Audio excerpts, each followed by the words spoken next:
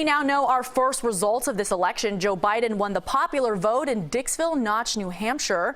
5 people voted for him just after midnight. Across the country, the candidates are hoping some last-minute stops could swing key states. CBS 4's Skyler Henry continues our team coverage from outside of a polling place in Alexandria, Virginia.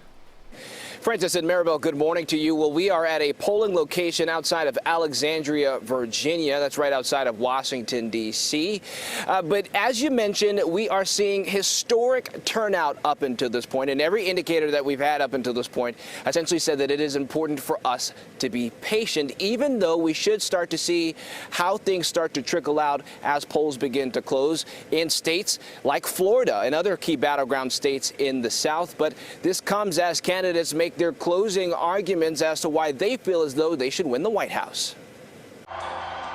President Trump and Joe Biden each visited cities with historical significance yesterday. We can be a little bit superstitious. The president held a midnight rally in Grand Rapids, Michigan, just as he did before his 2016 victory. Tomorrow we're going to make history once again. The former vice president was in Pittsburgh, where he kicked off his campaign in 2019. Because you represent the backbone of this country.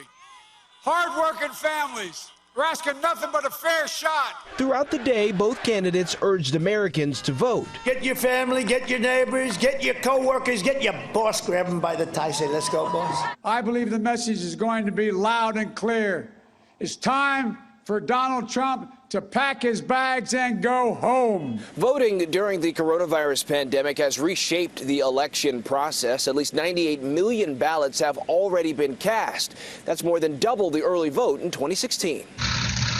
5 voters in Dixville Notch, New Hampshire kept their midnight tradition alive, casting the first in-person votes on Election Day. 5 votes for Joe Biden. In some states, it may take days to count all the votes, so legal experts are urging patience. What would actually be a failure would be if we failed to count legitimately cast ballots, simply because of some arbitrary cutoff. President Trump plans to spend tonight at the White House, while Biden has 2 more events in Pennsylvania today.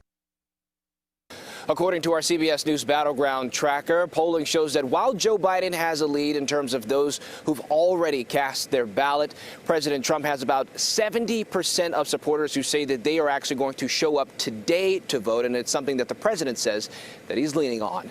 We're here in Alexandria, Virginia. I'm Skyler Henry, CBS 4 This Morning.